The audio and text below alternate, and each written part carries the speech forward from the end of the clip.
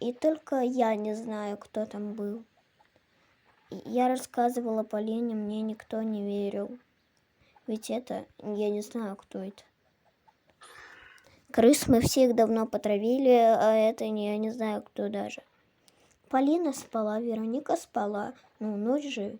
Мы где-то в 12 ночи ложимся. Мы сильно устаем и ложимся спать. Они к нам приходят в 2 выходного. И главное, что с нами произошло. Это было так. Кто-то постучался нам в окно ночью. Я не стала туда глядеть и до сих пор не знаю, что это. Это произошло вчера.